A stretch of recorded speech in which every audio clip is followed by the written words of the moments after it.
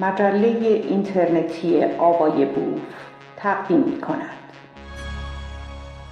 تاریخچه شیر و خورشید، نوشته احمد کسروی، اجرا قاسم قرداغی، ویرایش و پخش از مجله اینترنتی آوای بوف. آوای بوف یک گروه مردم نهاد است که توسط عده‌ای علاقه‌مند به کتاب با دغدغه ارتقاء فرهنگ کتاب و کتابخوانی و استحکام خرد اجتماعی تشکیل شده و تاکنون تولید هزاران کتاب ممنوعه را در کارنامه خود دارد. با توجه به اینکه این گروه وابسته به هیچ سازمان و ارگانی نیست و تمام فعالیت‌ها به صورت رایگان انجام می‌شود، لطفاً اگر در این رابطه احساس مسئولیت دارید در معرفی ما به دیگران سهیم باشید. avayaboof.com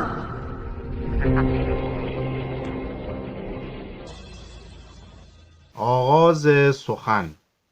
تا آنجا که ما می‌دانیم تاکنون کسی از ایرانیان یا از ایران شناسان اروپا و آمریکا درباره شیر و خورشید و چگونگی پیدایش آن و اینکه از کی و چگونه نشان رسمی دولت ایران شده تحقیقی از روی دلیل و گواه ننموده.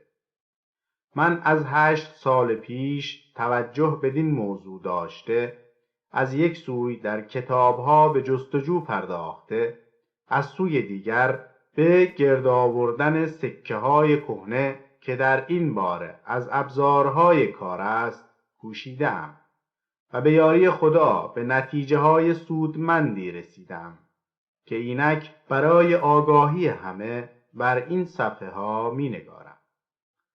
شیر و خورشید را ما از کودکی دیده و هر روز چند بار تماشا می‌کنیم و از این رو شگفتی آن از دیده ما برخاسته. لیکن هرگاه بیگانه هوشمندی ناگهان آن را دیده و آگاهی یابد که نشان رسمی دولت ماست، در شگفت اندر فرو می‌ماند. آن کدام شیر است که دم برانگیخته و شمشیر به دست گرفته خورشید را بر پشت می‌کشد؟ آیا این شکل همچون شکل‌های میتولوژی یونان در نتیجه افسانه کهنه‌ای پیدا شده یا فرزانه‌ای آن را به نام رمز و برای اشاره به پاره اندرزهای اجتماعی پدید آورده؟ یا چه مایه و بنیاد دیگری برای پیدایش خود دارد؟ پرسش‌هایی است که هر بیگانه هوشمند از دیدن شیر و خورشید ما از اندیشه خود گذرانیده و هرگاه بر یک تن ایرانی برخورد از او می‌پرسد او چه داند که حقیقت کار بر خود ایرانیان هم پوشیده است. این عادت همه جا در مردم هست که چون پی به حقیقت چیزی نبرند دست به دامن افسانه و پندار میزنند.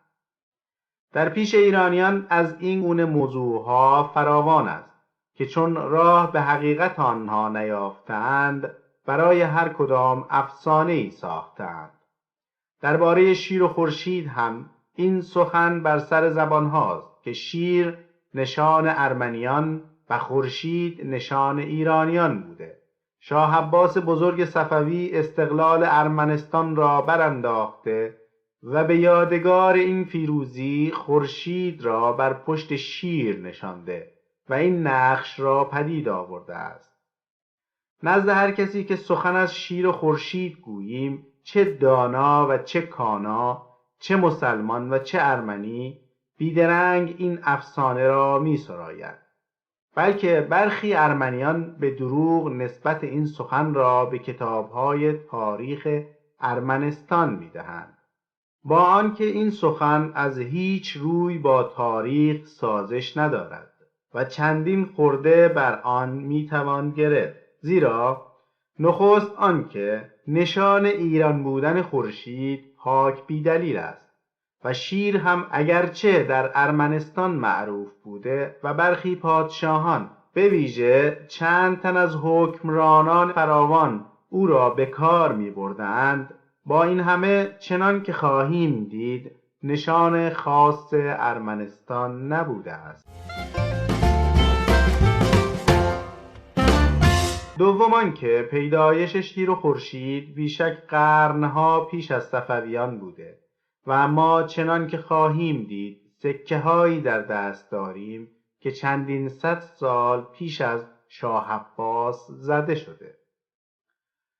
سوم، بر افتادن استقلال ارمنستان به دست ایرانیان از داستانهای دوره پیش از اسلام ایران و از کارهای پادشاهان ساسانی است و استقلالی هم که ارمنیان پس از پیدایش اسلام در بخشی از ارمنستان پیدا کرده و پادشاهان باکراتونی 200 سال کمابیش فرمانروا بودند.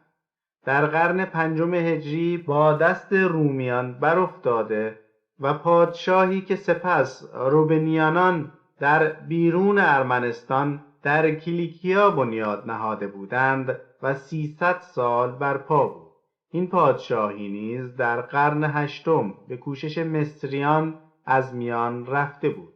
پس کدام استقلال ارمنیان را شاه عباس برانداخته؟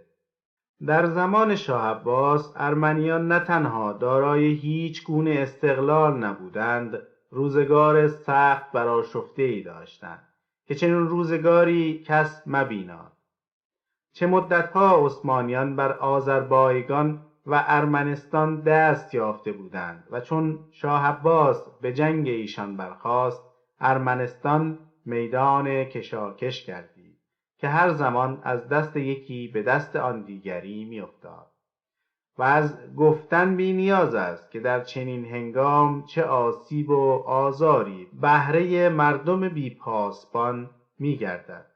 شاه عباس کاری که کرد ارمنیان را از ارمنستان بیرون آورده در سپاهان و مازندران نشیمن داد که آن سرزمین ویرانه و تهی مانده عثمانیان در آنجا زیستن نتوانند. جلفای سپاهان که کانون ارمنیان ایران است از آن هنگام پدید آمده، به یاد جلفای آذربایجان بدین نام نامیده گردیده. پس شیر و خورشید چگونه پدید آمده و داستان آن چیست؟ ما این موضوع را 3 بخش نموده در 3 گفتار روشن خواهیم ساخت. گفتار نخستین درباره شیر تنها و خورشید تنها که هر کدام از قرنهای باستان در ایران معروف بوده و شیر و خورشید از به هم پیوستن این دو پدید آمده. گفتار دومین درباره اینکه شیر و خورشید چگونه پدید آمده. گفتار سومین درباره اینکه شیر و خورشید چگونه شهرت و رواج یافته و از کی نشان دولت ایران شده.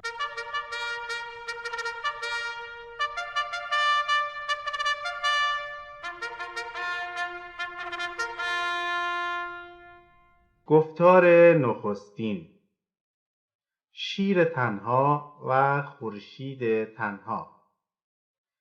یکی از عادتهای دیرینه آدمیان آن است که در کارهای خود از شکلهای جانوران و دیگر آفریده ها استفاده می جویند. چنانکه این همه الفباهای گوناگون ریشه هر کدام از آنها شکلهای جانوران و دیگر چیزها بوده که آدمیان دیرین برای فهمانیدن اندیشه های خود به کار می بردند. از جمله از روی دلیل هایی که خواهیم شمرد در ایران و دیگر سرزمین ها از قرنهای بسیار باستان پادشاهان و فرمانروایان شکلهای جانوران و ستاره های آسمانی به ویژه 2 شکل شیر و آفتاب را بر درفش ها و سکه ها و دیگر ابزارهای شاهی می نگاشتند. توضیح: درفش نام پارسی بیرق است و چنان که خواهیم دید فردوسی و دیگران همیشه این نام را به کار برده‌اند. نگاشتن را در اینجا و در بسیار جاهای دیگر به معنی اصل آن که نقش کردن است به کار برده ایم. پایان توضیحات. خورشید درخشانترین جرم آسمانی و پادشاه ستارگان است و می‌دانیم که نزد مردمان باستان جایگاه بس بلندی داشته که گاهی به پرستشش نیز برخاستند. شیر هم دلیرترین همه درندگان و پیش مردم به سنگینی و پابرجایی بلکه به مردانگی نیز موصوف است که خود بهترین نمونه پهلوانی و برای نقش بر درفش‌ها و سپرها و دیگر ابزارهای جنگ شایان‌ترین شکل میباشد. در ارجمندی شیر پیش مردمان این بس که نام او را در هر زبان و هر سرزمین به کودکان میدهند و ما پادشاهان بسیاری به نام لئو یا اسد یا شیر یا ارسلان در تاریخ داریم و از برخی از ایشان دلیل در دست هست که به شکل شیر علاقه داشته و به رواج و شهرت آن می‌کوشیدند.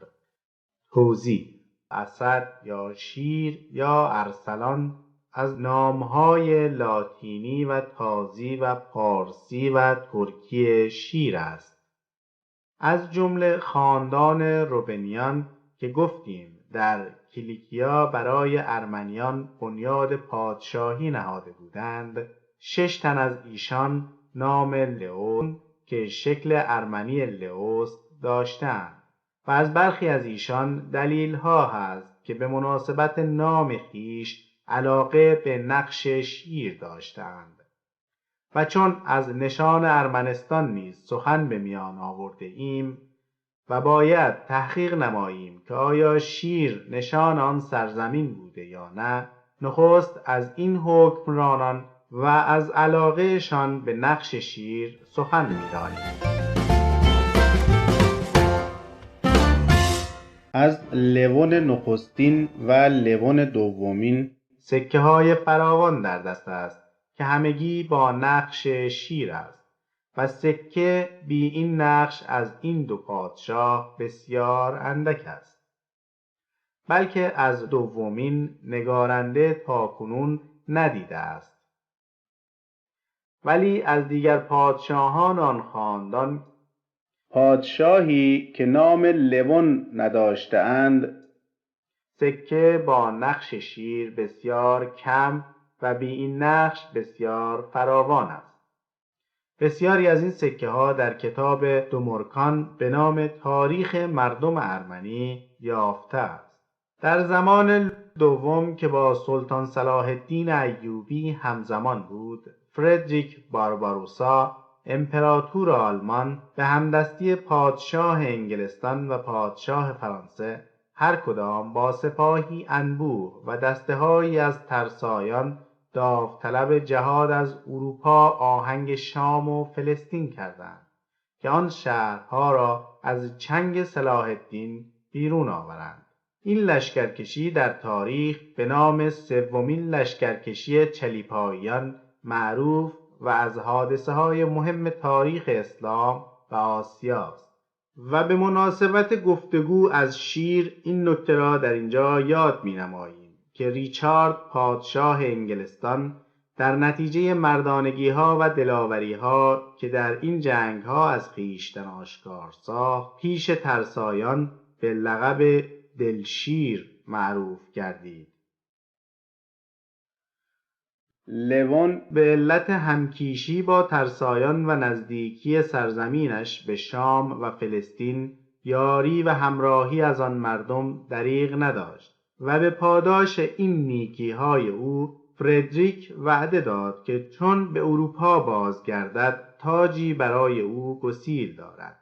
ولی چون فردریک در یکی از رودهای آسیای کوچک آب از سرش گذشته به اروپا بازگشتن نتوانست، پسر و جانشین او به انجام وعده پدر به همدستی پاپ روم تاجی و درفشی برای آماده ساخته به دست فرستادگان خود نزد او فرستادند. و بر نقش درفش به مناسبت نام لون صورت شیری را نگارده بودند. درفش شاهی که از پیش روی لون می‌کشیدند و تا آن هنگام با نقش عقاب بود، از این پس با نقش شیر گردید.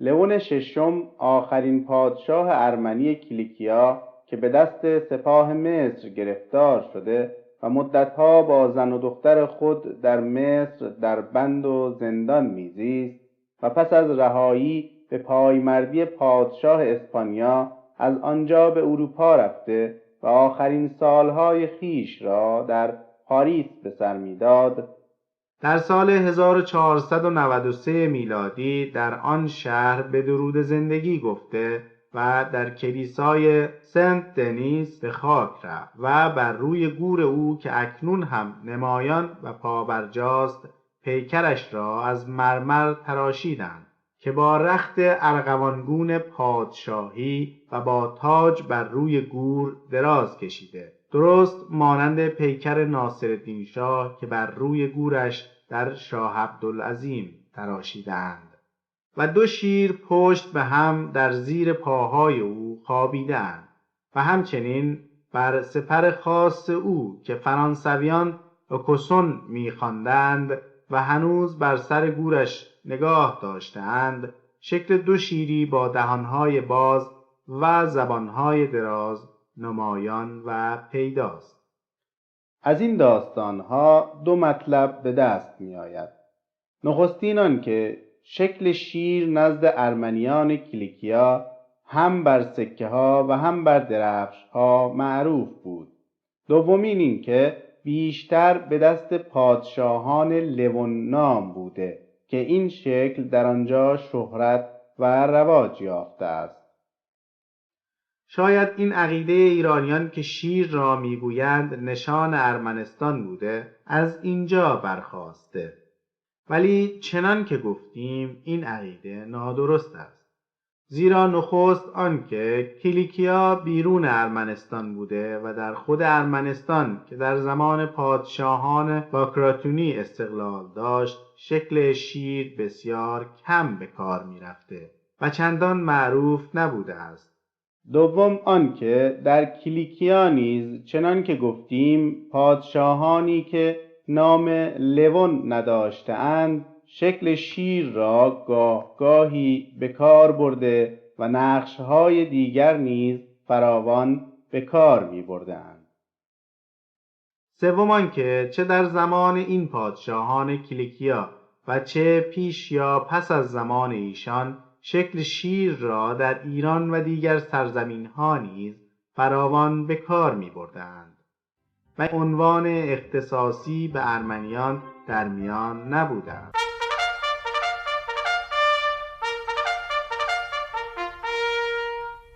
در ایران چه پیش از پیدایش اسلام و چه پس از پیدایش آن نقش شیر معروف بوده که هم بر درفش‌ها و سکه‌ها و خرگاه‌ها و دیگر ابزارهای پادشاهی می‌انگاشتند و هم پیکر آن را بر روی دیوارها یا بر سر دروازه‌ها از سنگ می‌تراشیدند. نخستین دلیل این موضوع یکی سنگ شیر همدان است که از شاهکارهای فن سنگ تراشی باستان و از بس سال خورده و پیر است زمان و تاریخ آن از میان رفته است. دیگری پیکر شیر و گاو است که در چندین جا بر دیوارهای کوشک هخامنشیان در استخر نگاشته شده، بدین سان که شیر چنگال بر کمر گاو فرو برده به دریدن آن پرداخته است. دومین دلیل سکه‌های فراوانی است که از پادشاهان ایران از مغولان و صفویان و دیگران با نقش شیر در دست هست. نگارنده دانه‌هایی را از این سکه‌ها در تصرف دارم و گراور برخی از آنها را نیز خواهیم دید. سومین دلیل یادهایی است که شاعران پارسی در قصیده‌ها و مثنوی‌های خود از درفش‌ها و نقش‌های گوناگون آنها نموده و چه بسا که نام شیر را برده‌اند بلکه میتوان گفت که در زبان شاعران پارسی شیر علم یکی از ضرب المثل‌های معروف بوده. این بیت مولوی رومی را کمتر کسی از دانا و کاناست که از بر نداند و در گفتگوهای خود مثلوار بر زبان نراند. ما همه شیریم، شیران علم، حمله من از باد باشد دم به دم. ازرقی از شاعران زمان سلجوقیان میگوید: بدانگهی که چو دریا گلان آهن پوش، برون شوند خروشان همال پیش همال. پلنگ و شیر بجنبند بر هلال علم، تن از نسیج یمانی و جان ز باد شمال. جمال الدین عبدالرزاق میگوید: ز هیبت تو دل شیر آسمان همه رفت، چنان که شیر علم روز باد در خفقان. هرگاه کسی در این باره به جستجو پرداخته، به گرد آوردن شعرها که شاعران پارسی زبان درباره درفش و شیر آن سروده اند کوشش نماید، شاید 20 صفحه بیشتر را پر سازد. ما تنها به گفته 3 شاعر استاد که از گفته‌هایشان فایده‌های دیگر نیز به دست می‌آید بسنده می‌نماییم. استاد ابوالقاسم فردوسی در شاهنامه در بسیار جاها یاد درفش می‌نماید و در 2 جا درفش‌های گوناگون سرداران ایران را یکایک می‌ستاید.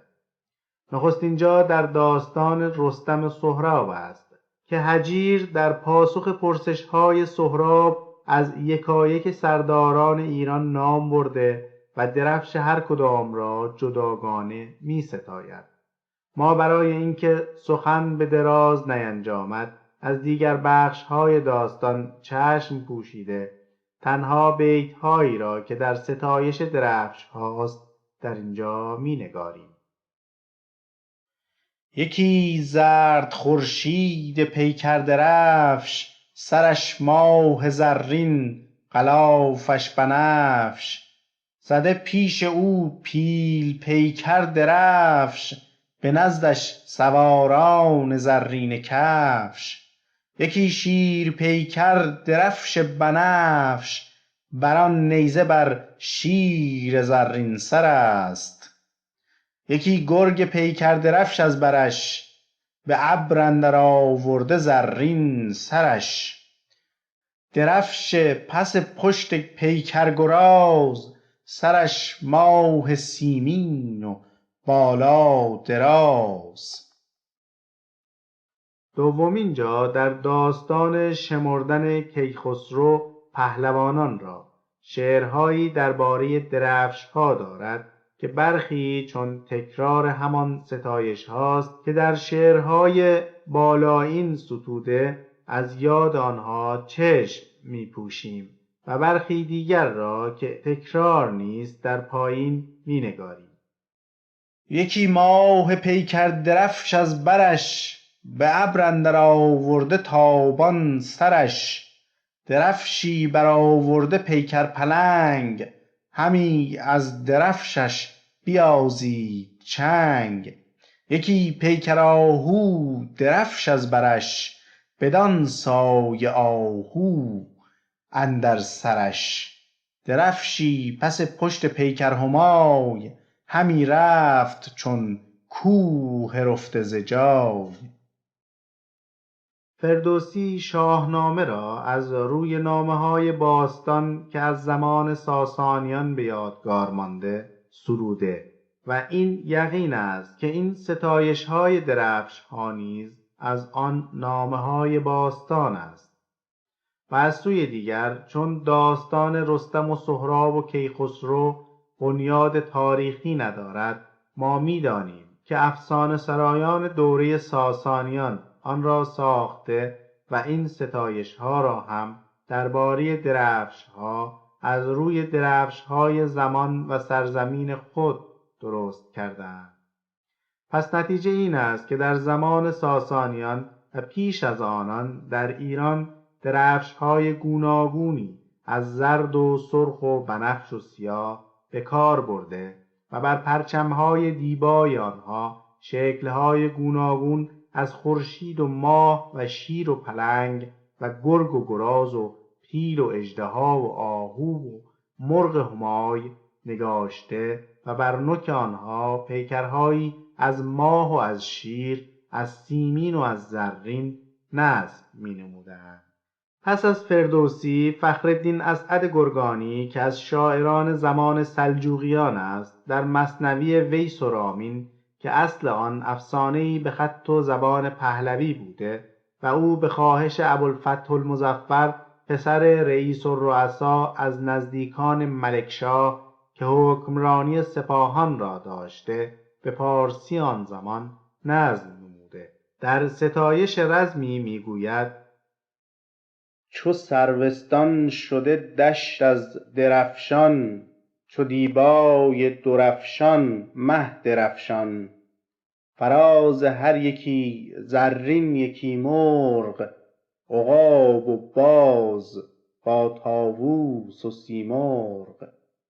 به زیر ماه در شیرابگون رنگ، تو گفتی شیر دارد ماه در چنگ. در اینجا هم باید باور کرد که این ستودن درفشان در اصل پهلوی افسانه نیز بوده و از پیرایه‌هایی نیست که شاعر در نظم نمودن از خویشتن آورده. زیرا اگر این ستودن از شاعر بود، بایستی از روی درفش‌های زمان خود ستوده باشد و در زمان سلجوقیان نصب مرغ زرین بر سردرفش‌ها معمول نبوده، بلکه تا آنجا که ما می‌دانیم ماه نو که ماه سر علم می‌نامیدند نصب می‌نمودند. پس در اینجا نیز نتیجه این است که در زمانهای پیش از اسلام در ایران بر درفش‌ها شکل‌های ماه و شیر می‌نگاشتند. نظامی گنجه‌ای در مثنوی لیلی و مجنون که به گفته خود در سال 584 سروده، در داستان رزم نوفل با قبیله لیلی میگوید: خورشید درفش 10 زبانه، چون صبح دمیده دم نشانه. گشته ز می از درم چو دریا، سنگابل روتر از ثریا. هر شیر سیاه کایستاده، چون مار سیه دهان گشاده. شیران سیاه در دریدن، دیوان سپید در دویدن. نظامی به مغلق‌گویی معروف است و این بیت‌ها نیز دارای همگونه اغلاق می باشند و شاید نسخه هم بی غلط نباشد. به هر حال این اندازه مفهوم است که در زمان نظامی بر درفش‌ها نقش خورشید را با 10 زبانه در گرداگردش و همچنین شکل شیرهای سیاه را با دهانهای باز می نگاشتند. و اینکه گفتیم در زمان نظامی از اینجاست که می‌دانیم شاعر آگاهی از رنگ و نقش درفش‌های تازیکان بیابان نشین نداشته و این ستایش را از روی درفش‌های زمان و سرزمین خود برآورده است. درباره آفتاب گذشته از این بیت‌های نظامی و شعرهای فردوسی دلیل دیگری در دست نیست جز اینکه سکه‌ای هم با نقش مزبور در تصرف نگارنده است که دانسته نیست از چه زمان و از کدام پادشاه است. به هر حال در خور شک نیست که هم بر درفش‌ها و هم بر سکه‌ها آن را می نگاشتند، به ویژه در زمانهای پیش از اسلام که فراوان به کار می رفته. ولی از پیدایش اسلام گویا به علت اینکه آتش پرستی و خورشید پرستی از گیش زرتشتیان مشهور بوده، فرمانروایان اسلام از بیم تهمت از بکار بردن خورشید اندیشه داشتند و از اینجاست که در این زمانها این نقش کمتر بوده است. شیر اکنون هم بر درفش‌های برخی دولت‌ها که از جمله آنها دولت انگلیس و دولت بلژیک است به کار می‌رود. خورشید هم نشان آرژانتین از دولت‌های آمریکاست.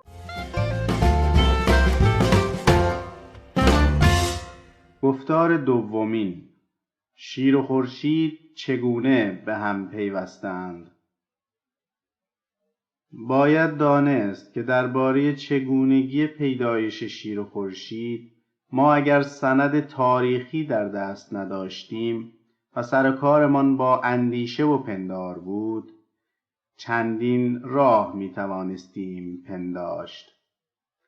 یکی این که پادشاهی طالعش برج اسد بوده، بدین سان که در هنگام زاییدن او خورشید از روی حساب علمی در برج اسد بوده و این پادشاه صورت طالع خود را بدین سان بر سکه ها بنگاشته و شیر و خورشید از اینجا پدید آمده. این پندار دامنگیر برخی پادشاهان صفوی بوده و چنان که خواهیم دید شاه طهماسپ بزرگ که طالع او برج حمل بوده در پاره سکه های خود خورشید را بر پشت بره نشانده.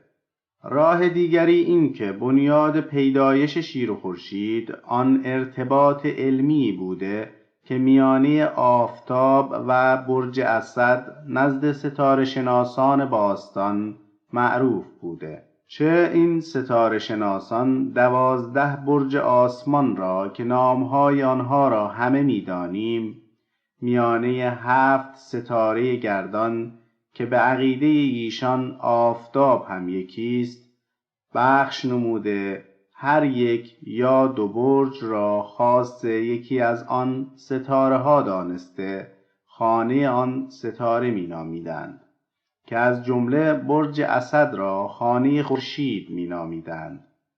خواجه نصیرالدین طوسی در منظومه خود درباره ستاره ها در این موضوع می گوید: اولین از بروج با 8م نام آن بره و دگر کژدم.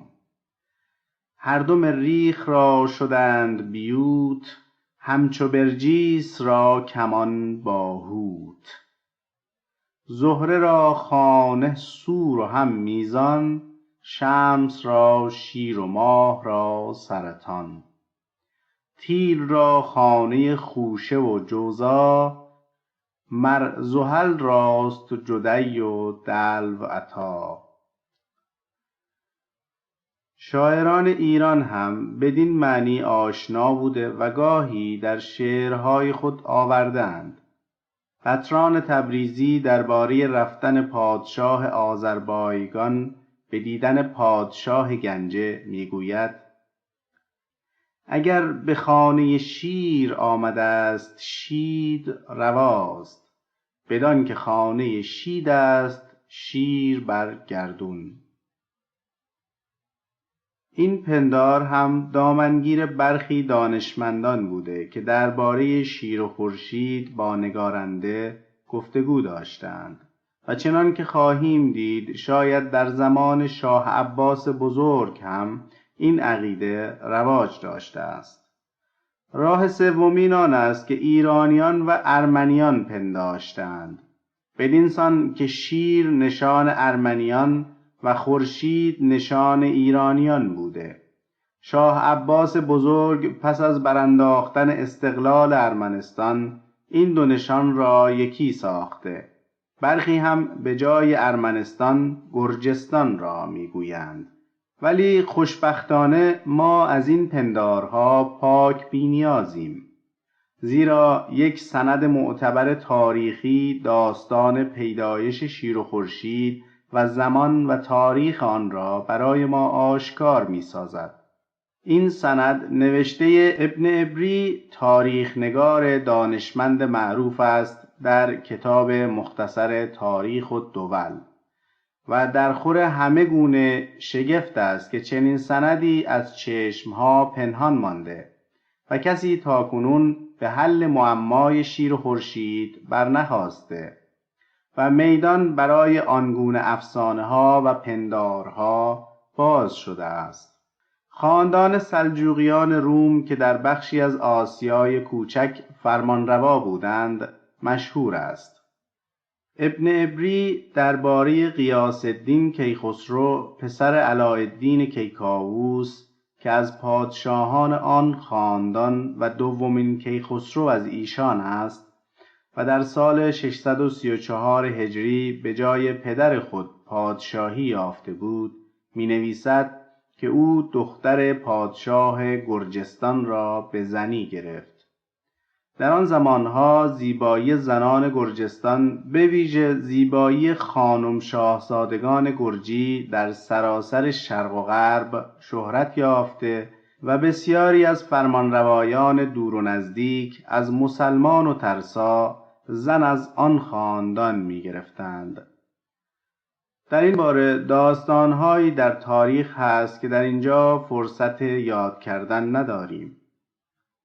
ابن عبری میگوید کیخسرو شیدای رخسار دلارای شاهزاده خانم گرجی گردیده، دل و دین و تاب و توان از دست داد و به فرمان عشق میخواست روی درهم و دینار را با نقش آن رخسار دلارا بیاراید. نزدیکان کیخسرو به پاس اسلام رأی بدین کار نمیدادند، ولی چون او پافشاری داشت چندین تدبیر اندیشیدند که صورت شیری نگاشته روی همچون خورشید آن شاهزاده گرجی را همچون خورشیدی بر فراز آن بنگارند که هم دلخواه کیخسرو انجام گرفته، هم مردم پی به حقیقت کار نبرده چنین پندارند که مقصود نقش صورت طالع پادشاه است. مقصود ابن عبری نکوهش کیخسرو است که چرا بدینسان زبون عشق زنی بوده. بر ابن عبری باید بخشود، زیرا او از زیر چرخش استخوانسای عشق در نیامده بود و از اندیشه خام و دل بیدرد بهتر از این چه تراود. بلکه باید خرسند بود که او بدین نکوهش برخاسته که ما از سخنانش بدین سان سود برداشته دشوار تاریخی خود را آسان می سازیم. و چون او در آغاز جوانیش زمان کیخسرو را دریافته و زادگاهش نیز یکی از شهرهای آسیای کوچک بوده، از این رو در تاریخ سلجوقیان روم به ویژه در سرگذشت و داستان کیخسرو و جانشینانش بینا و آگاه بوده و آنگاه او یکی از مؤلفان دانشمند است که پیرامون گزافه نمی گردد و از اینجا سخن او بسی استوار و از نظر تاریخ ایران در خور ارزش بسیار است. گذشته از آنکه دانه‌های بسیاری از آن سکه کیخسرو با نقش شیر و چهره خورشیدوار شاهزاده خانم گرجی در دست هست که از جمله دانه‌ای در تصرف نگارنده است که در اینجا می‌آوریم.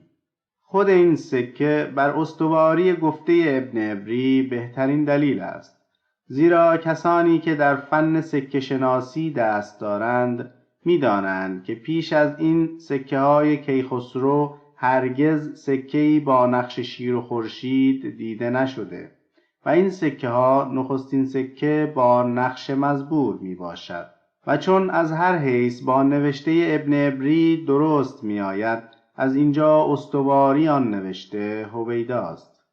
باید گفت شیر و خورشید چون پدید آورده عشق است، چه بهتر از این که بهره ایران سرزمین شاعران گردیده، زیرا نقش مزبور شعر و داستانش هم شعر است.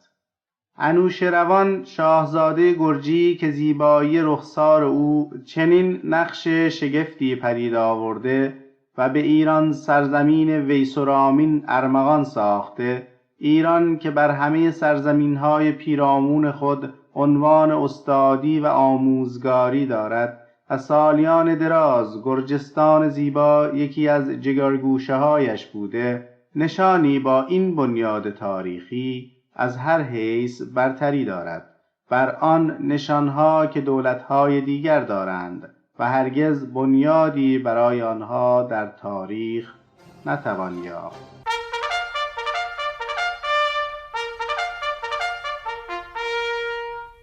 گفتار سومین: شیر و خورشید چگونه شهرت یافته و از کی نشان رسمی ایران شده؟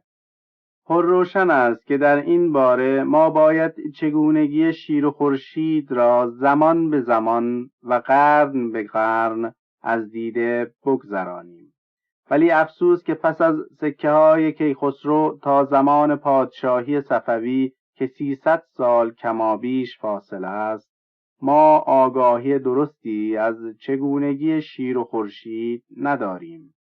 بدین تفصیل که پس از کیخسرو از چند تن جانشینان او که تا اواخر قرن 7 زیر دست مغولان فرمانروایی داشتند، نگارنده هرگز سکه ندیدم، با آنکه یقین است که سکه داشتند.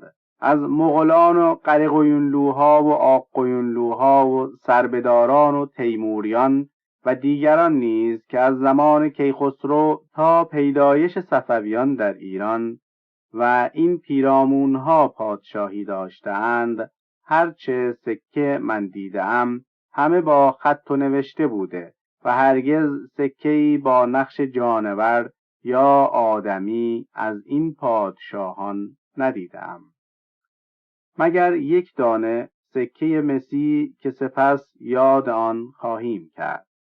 لکن چون در زمان صفویان شیر و خورشید یکی از نقش‌های معروف بوده و فراوان آن را به کار برده اند، از اینجا به 2 جهت پیداست که نقش مزبور پیش از صفویان نیز معمول بوده است.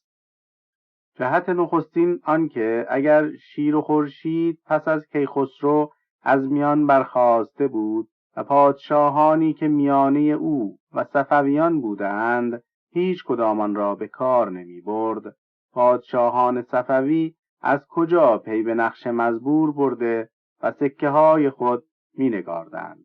چه این گمان بسیار دور است که بگوییم آن را از روی سکه های کهنه کیخسرو برداشته بودند، زیرا گرد کردن سکه های کهنه که امروز در میان ماست در آن زمانها نبوده است.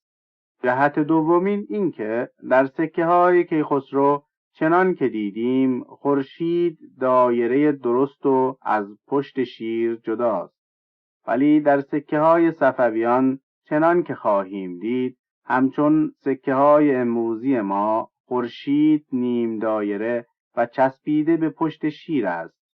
این تفاوت دلیل است که شیر و خورشید را صفویان یکسره از روی سکه های کیخسرو بر نداشتند و واسطه های بسیار در میان بوده، چه برای نیم دایره شدن خورشید و چسبیدن آن به پشت شیر جهتی جز این نتوان پنداشت که در نتیجه شتابکاری و سهلنگاری نقاشان به تدریج و کم کم بدین حال رسیده.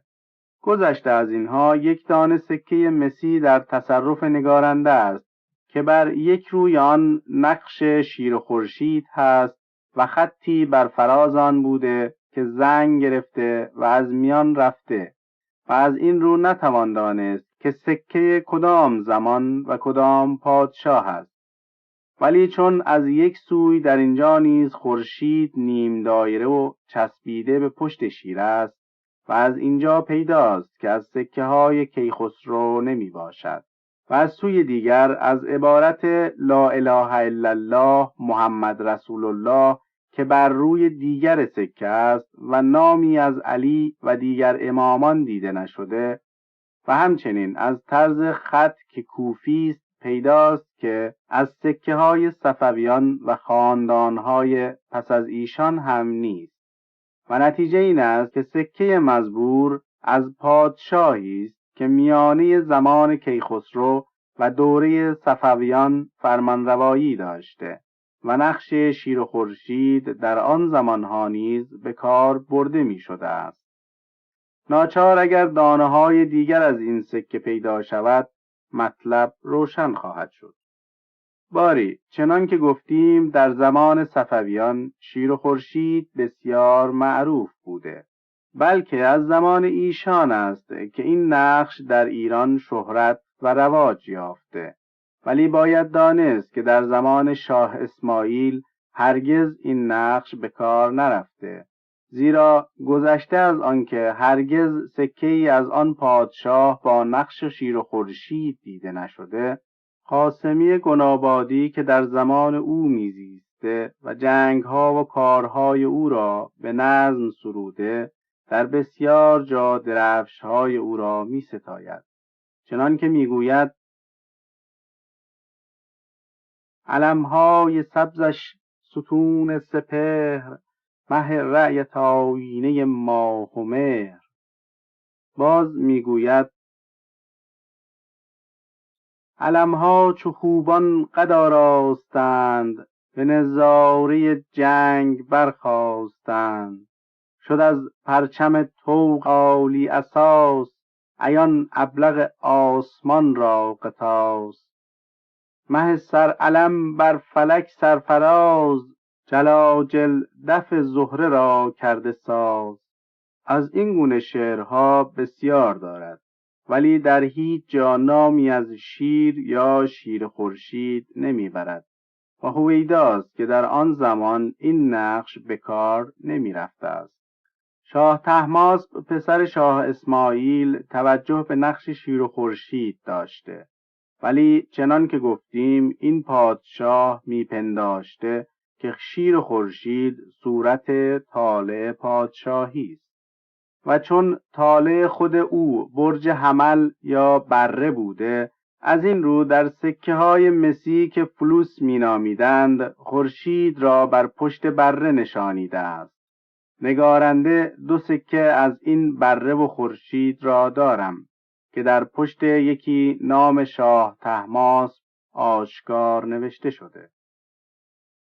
از اینجا میتوان انگاشت که جهت به کار نبردن شاه اسماعیل شیر و خورشید را نیز این پندار بوده، زیرا طالع او برج عقرب بوده و نمیخواست خورشید را بر پشت کژدم بنشاند. راستی هم اگر می نشاند شکل بسیار نازیبایی درست می شد.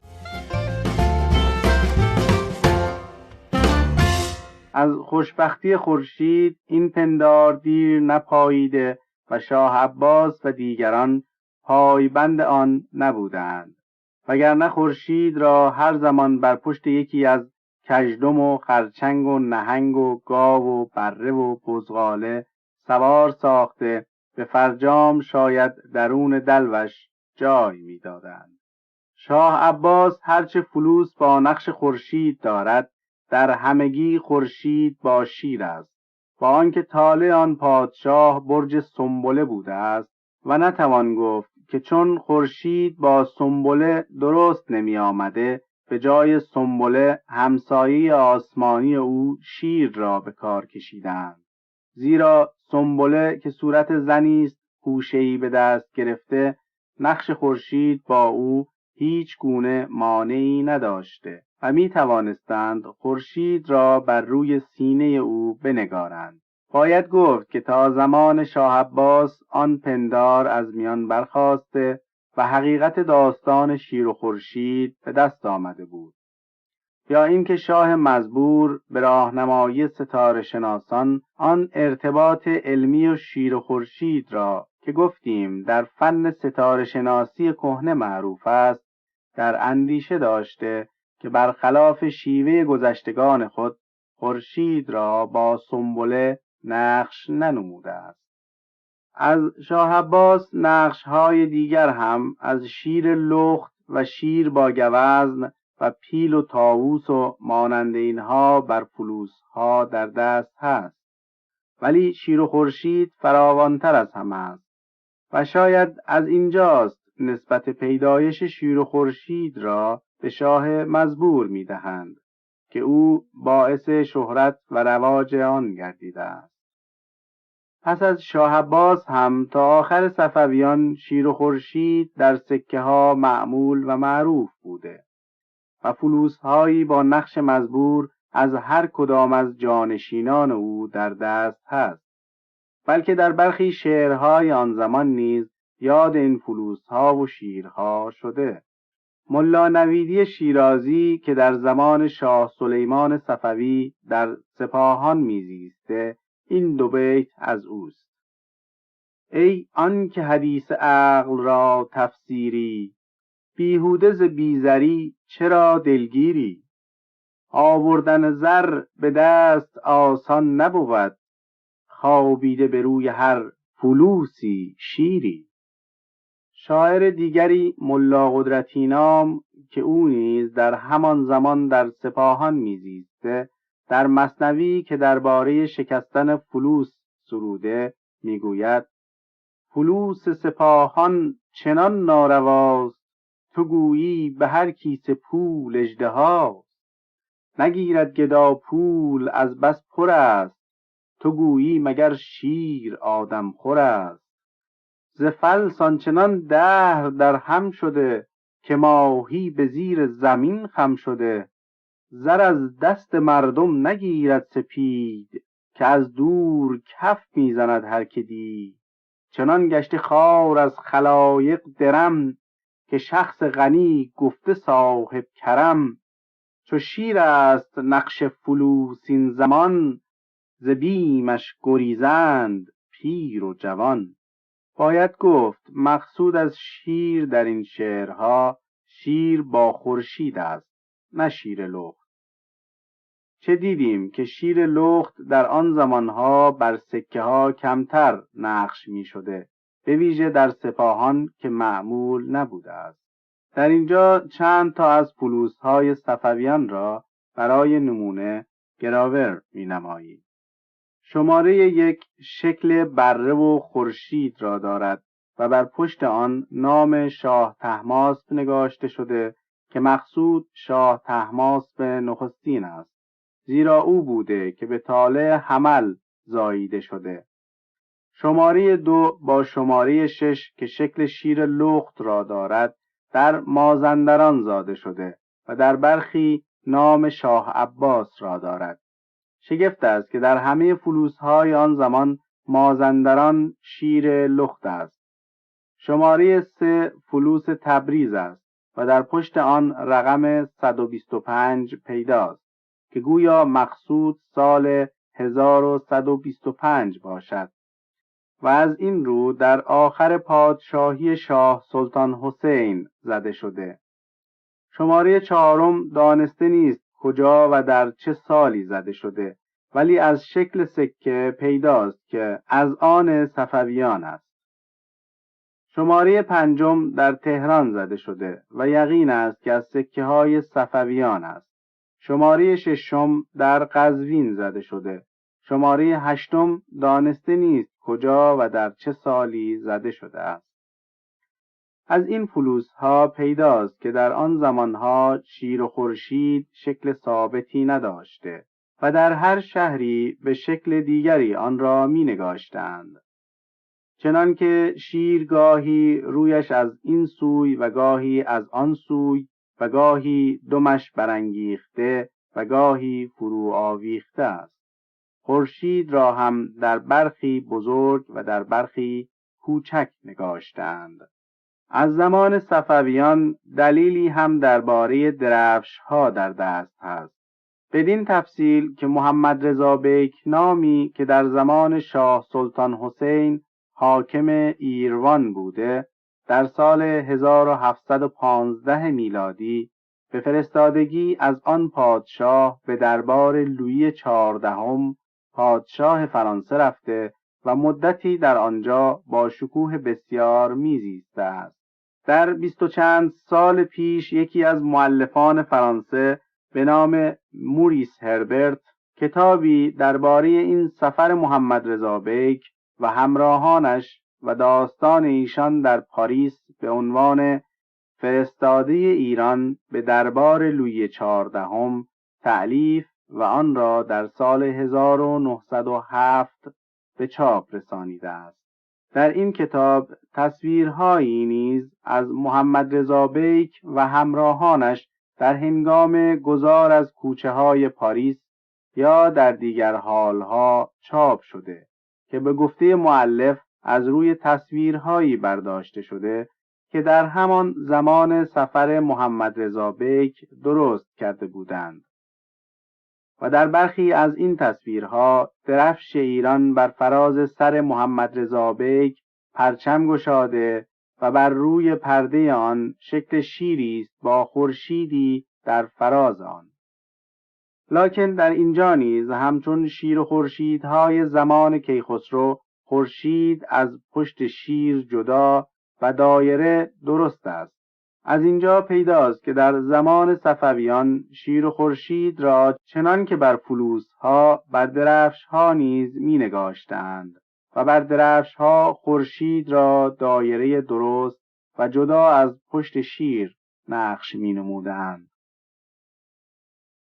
پس از دوره صفویان بار دیگر رشته آگاهی ما درباره شیر و خورشید گسیخته می‌شود و از نادرشاه و پسرانش و از کریم خان و جانشینانش فلوسی یا سکه دیگری با نقش شیر و خورشید که به یقین از ایشان باشد در دست نداریم.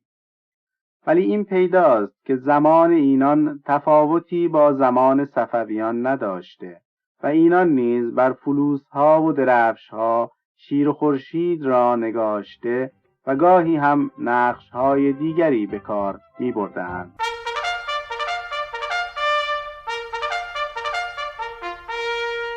اما قاجاریان چون در دوره ایشان است که در شکل شیر و خورشید تغییرها رخ داده و سرانجام کار نشان رسمی ایران می شود، این است که باید از این دوره به تفصیل سخن راند. از زمان آقا محمد خان نیز آگاهی درباره شیر و خورشید در دست نیست، ولی از زمان فتحعلی شاه و جانشین او محمد شاه گذشته از فلوس‌هایی که در دست هست، خوشبختانه نوشته یکی از مؤلفان اروپا نیز در دست هست که کمک بسیار به کار ما دارد. این نوشته عبارت از شرحی است که مسیو دوبو مؤلف معروف فرانسوی در کتاب خود لا پرس که در زمان محمد شاه تألیف نمود مینگارد. مؤلف مزبور میگوید یکی از شیوه های پادشاه ایران است که درفش‌های بسیار به کار میبرد و بر این درفش‌ها دو نقش نگاشته می شود. یکی نقش تیغ دو سر علی ذوالفقار و دیگری صورت شیر خوابیده‌ای که خورشید از پشت او در می آید. این دو نقش را در کوشک پادشاهی نیز نگاشتند. همچنین بر نشانهایی که شاه ایران به سپاهیان و سرکردگان و نمایندگان اروپایی به نام نواختن ایشان می‌دهد نیز این دو نقش هست. مؤلف دیگری از فرانسویان مسیو لانگله که پیش از دوبو در زمان فتحعلی شاه کتاب کوچکی درباره ایران نگاشته، او نیز از شیر و خورشید یاد نموده و شگفت است که نام مهر و شیر به او می‌دهد و دانسته نیست که این عبارت را از کجا برداشته است. لانگله پنداشته که شیر و خورشید از بازمانده‌های ایران باستان و یادگار آتش و آفتاب پرستی ایرانیان دیرین است. میگوید به همچشمی سلطان سلیم سوم عثمانی که نشان هلال را اختراع نموده و پادشاهان عثمانی آن را به اروپاییان و دیگران از ترسایان میبخشند، فتحعلی شاه هم نشان مهر و شیر را درست نموده است. از این نوشته ها پیداست که در زمان فتحعلی شاه و محمد شاه بر درفش ها دو نقش می نگاشتند. یکی شیر و خورشید که شیر خوابیده بوده، دیگری تیغ دو سر یا ذوالفقار، و این دو نقش را بر دیوارهای کوشک پادشاهی نیز می نگاشتند. همچنین دو نشان از این دو نقش درست کرده بودند، چنان که همکنون این دو نشان معمول است و در وزارتخانه ها به ویژه در وزارت جنگ به کسانی که در خور نواختن باشند بخشیده می شود. ولی فلوس‌هایی از فتحعلی شاه در دست هست که گذشته از شیر و خورشید نقش‌های دیگری نیز از خورشید تنها و مرغ و مانند اینها به کار رفته و در شیر و خورشید در برخی شیر ایستاده است، نخوابیده. از همان زمانها یک رشته فلوس‌هایی نیز در دست هست که شیر تنها و خوابیده است و اگرچه تاریخ درستی در هیچ کدام پیدا نیست، ولی از شکل سکه ها یقین است که در زمان فتحعلی شاه و محمد شاه یا در آغازهای پادشاهی ناصرالدین شاه زده شده است. اما تاکنون نگارنده در هیچ فلوسی یا سکه نقره‌ای نقش ذوالفقار را ندیدم. گویا این نقش را در سکه ها هرگز به کار نبرده باشند.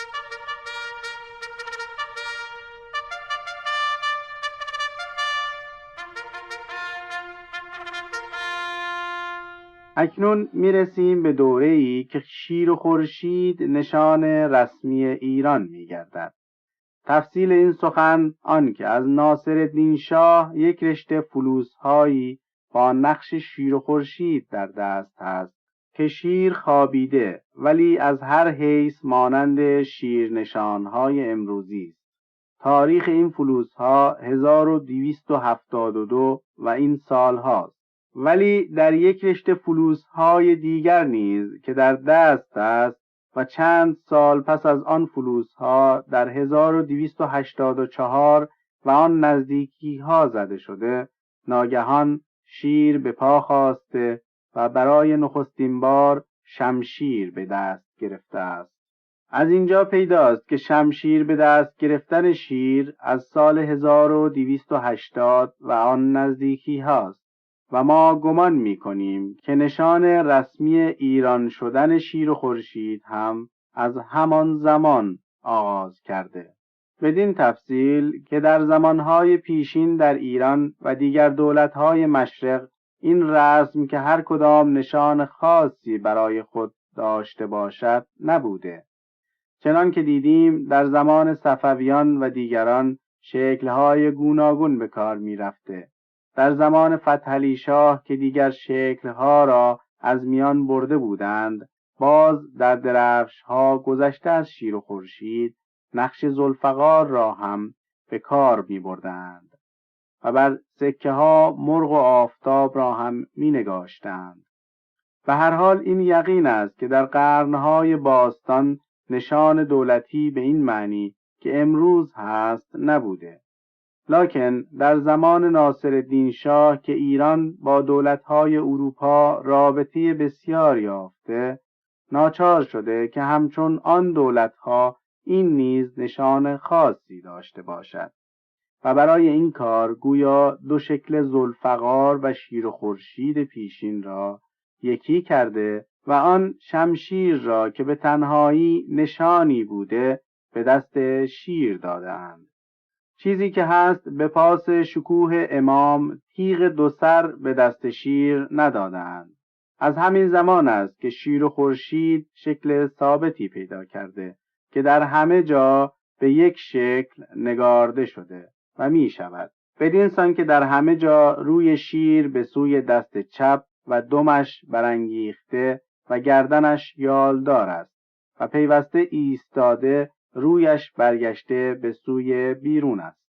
مگر در نقش‌های وزارت خارجه که هنوز به شکل زمان فتحعلی شاه شیر خوابیده است و گویا این تفاوت برای پاره جهت‌های سیاسی و به پاس ارتباطی است که میان آن وزارتخانه و دولت‌های بیگانه است. در اینجا هم یک رشته از فلوس‌های قاجاریان را می‌آوریم.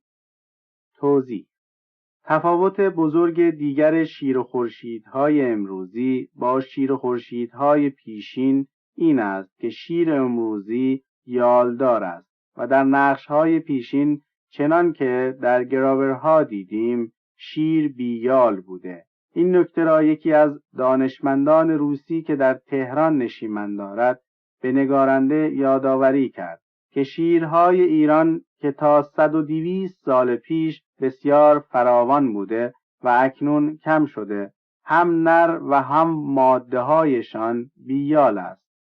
و از اینجاست که در نقش های پیشین همه جا شیر بیال نگاشتند و شیر یالدار که از زمان ناصرالدین شاه بدین سوی دیده می شود از روی نقش های اروپایی است. ادامه مطلب.